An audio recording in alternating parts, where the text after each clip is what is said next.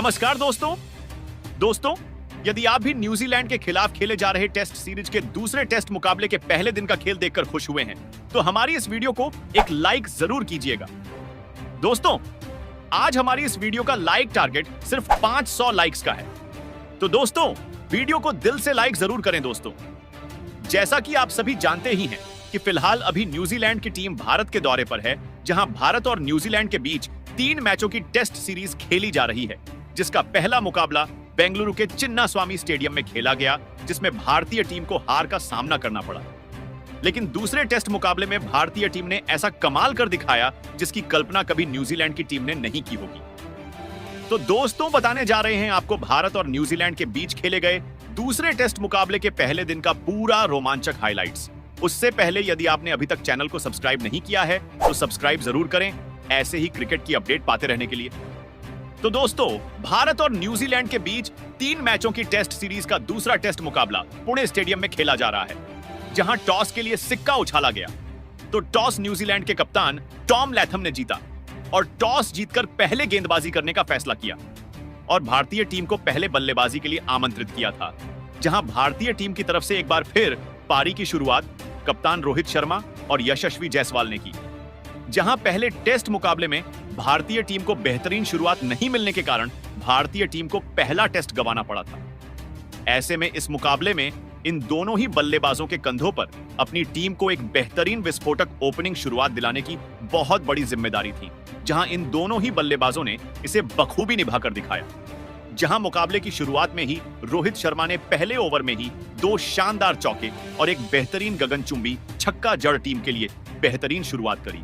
रोहित शर्मा ने अपना इंटेंट का साफ जाहिर कर दिया था और उन्होंने बता दिया था कि पहले टेस्ट मुकाबले जैसी गलती अब इसमें नहीं दोहराई जाएगी। तो वहीं यशस्वी जायसवाल भी कहां किसी से पीछे रहने वाले थे। दूसरे ओवर में उन्होंने भी एक चौका और एक शानदार छक्का ठोका और इस ओवर में 12 रन बटोरे।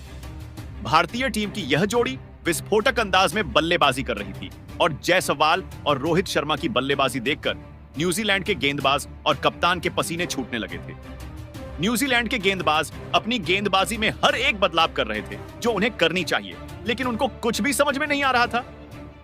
रोहित शर्मा और जायसवाल पर जहां किसी को भी नहीं छोड़ते हुए आसानी से बड़े शॉट खेल रहे थे और ऐसी ही तूफानी बल्लेबाजी करते हुए इन दोनों ही बल्लेबाजों ने 6 ओवर में ही अर्धशतकीय साझेदारी करते हुए भारतीय टीम को 50 रनों का आंकड़ा पार करा दिया था। इन दोनों के द्वारा ऐसी बल्लेबाजी देखने को मिल रही थी जैसे आज T20 मैच खेला जा रहा हो।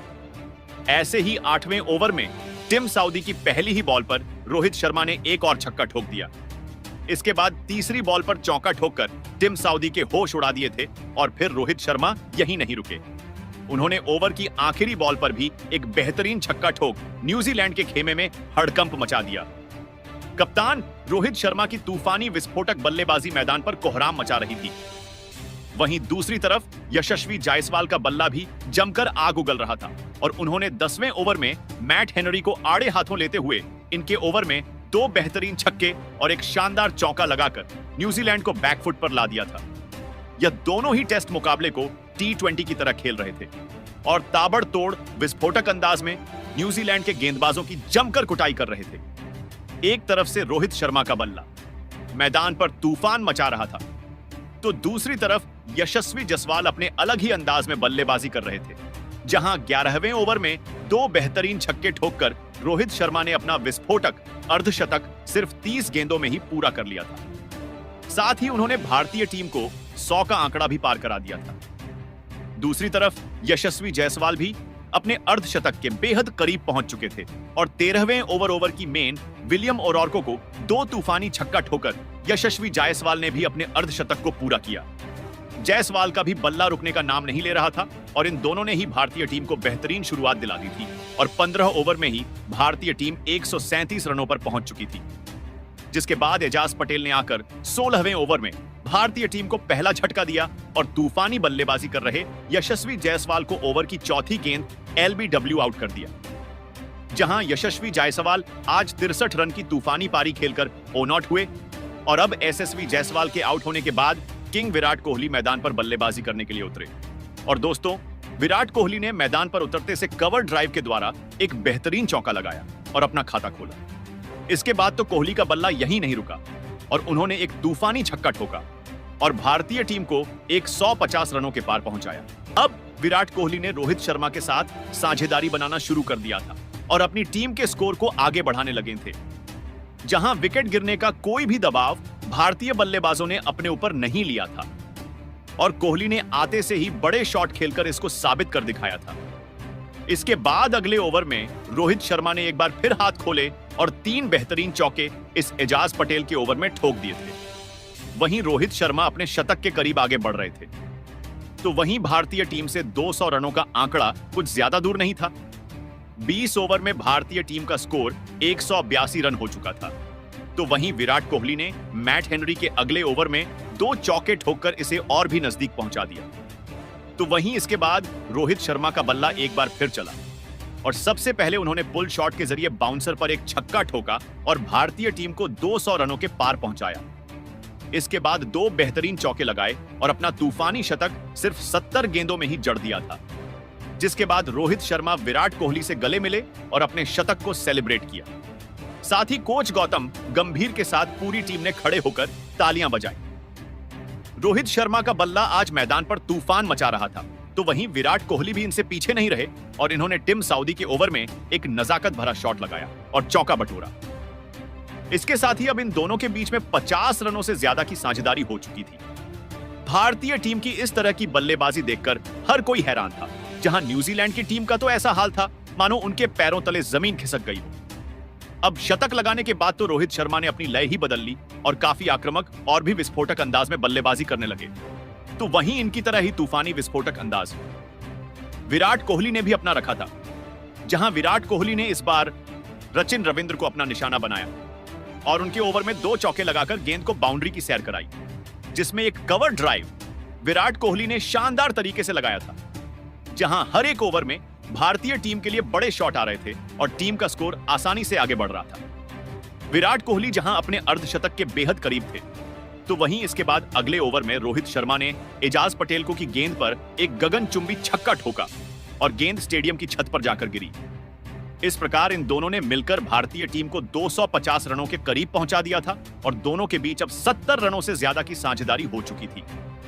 लेकिन अगला ओवर लेकर आए रचिन रविंद्र ने भारतीय टीम को तगड़ा झटका दिया और ओवर की दूसरी ही गेंद पर विराट कोहली को टॉम लैथम के हाथों कैच आउट करवाकर पैवेलियन की राह दिखाई। विराट कोहली अपने अर्धशतक से सिर्फ 4 रनों से चूक गए और 46 रन बनाकर आउट हुए और जब विराट कोहली आउट हुए तो लंच की घोषणा कर दी गई। इस दौरान भारतीय टीम ने 238 रन बना लिए थे और रोहित शर्मा 127 रन बनाकर क्रीज पर मौजूद थे।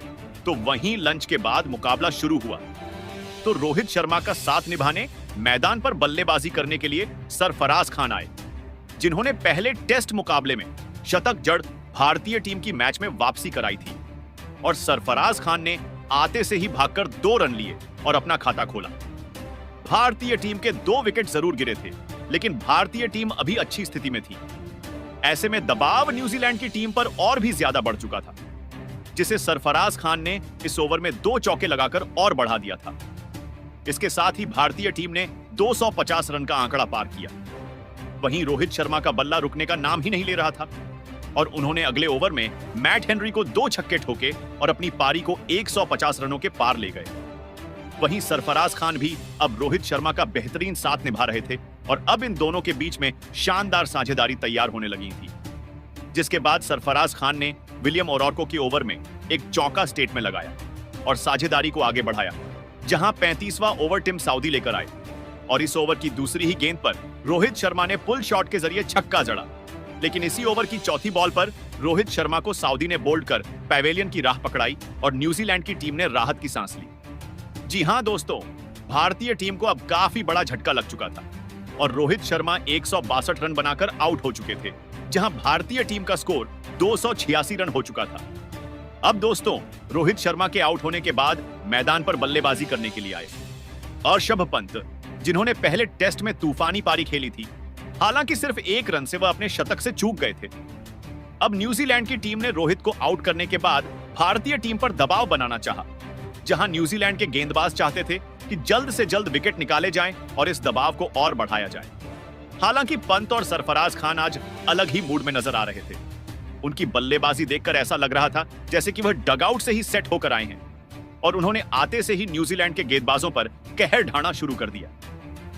देखते ही देखते टेस्ट मैच को उन्होंने कब T20 में बना दिया पता ही नहीं चला, जहां 50वें ओवर में मैट हेनरी की गेंद को बाउंड्री के पार चौके के लिए भेजकर पंत टीम के स्कोर को तेजी से आगे बढ़ाना शुरू कर दिया था और इसी के साथ उन्होंने टीम इंडिया को 300 रनों के पार भी पहुंचाया। इसके बाद भी सरफराज खान का बल्ला आज फिर रुकने का नाम नहीं ले रहा था।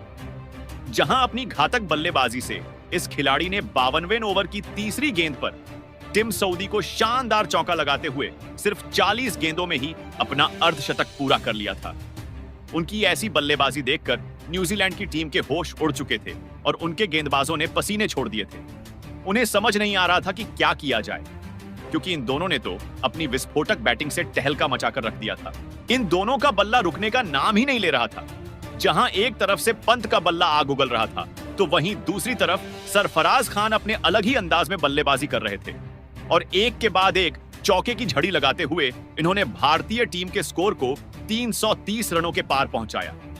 आज एक बार फिर पंत और सरफराज की जोड़ी ने न्यूजीलैंड के गेंदबाजों के होश उड़ा दिए थे। ऋषभ पंत और सरफराज खान की यह जोड़ी एक बार फिर बड़ी साझेदारी बनाने के लिए अब आगे बढ़ने लगी थी। एक तरफ से सरफराज खान गेंदबाजों की कुटाई कर रहे थे, तो वहीं ऋषभ पंत भी उनका बखूबी साथ निभा रहे थे। उनकी अद्भुत बल्लेबाजी का लुत्फ पूरा स्टेडियम उठा रहा था। न्यूजीलैंड के गेंदबाज इन्हें रोकने की पूरी कोशिश कर रहे थे और इसी सोच में थे कि कैसे भी करके एक विकेट चटकाया जाए और लय को तोड़ा जाए।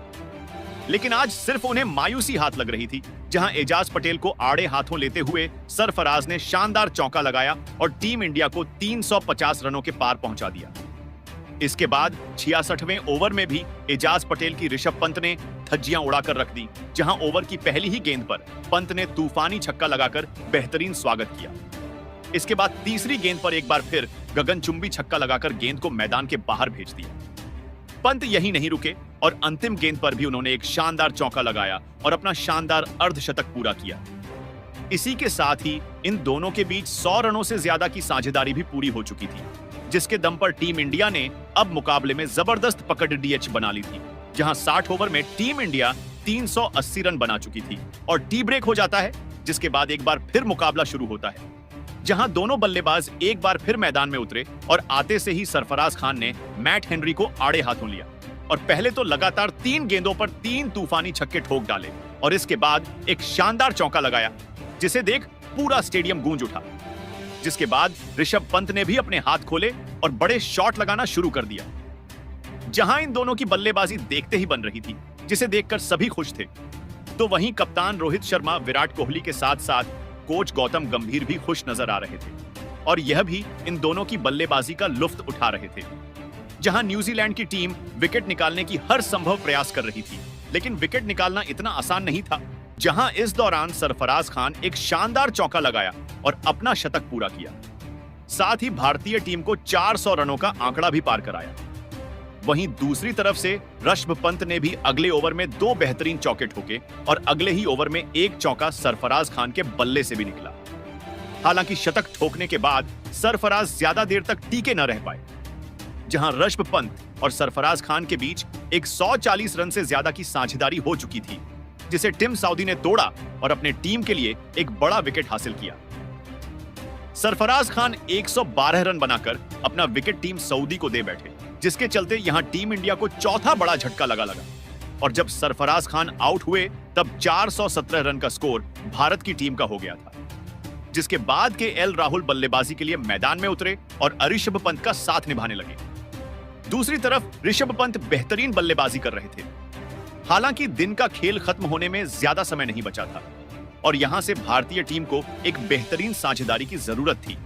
साथ ही भारतीय टीम कोई भी विकेट नहीं गंवाना चाह रही थी, जिससे एक तरफ से ऋषभ पंत तो अपना तूफानी अंदाज जारी रखे थे, लेकिन केएल राहुल संभालकर बल्लेबाजी कर रहे थे, जहां ऋषभ पंत ने बेहतरीन 2 छक्के ठोके और स्कोर को 450 रनों के पार पहुंचाया। हालांकि कुछ समय संभालकर खेलने के बाद राहुल को समझ में आ गया कि धीमे बल्लेबाजी करना सही नहीं है और बड़े शॉट लगाना ही पड़ेगा। ऐसे में दिन के अंतिम 5 ओवर का खेल बचा हुआ था और केएल राहुल ने भी अब अपने हाथ खोल दिए थे जहां इन दोनों ही खिलाड़ियों ने सोच लिया था कि आज के स्कोर को 500 रनों के पार पहुंचाया जाए और उन्होंने आने वाले सभी गेंदबाजों की कुटाई करनी शुरू कर दी। जहां पहले के एल राहुल ने मैट हेनरी के ओवर में एक चौका और एक छक्का ठोका। इसके बाद ऋषभ पंत ने टिम साउदी को निशाना बनाया और 2 छक्के इनके ओवर में ठोके। वहीं विलियम ओरॉर्को को भी आड़े हाथों लेते हुए इन दोनों ने ही उनके ओवर से 18 रन बटोरे और टीम के स्कोर को 500 रनों के पार पहुंचाया।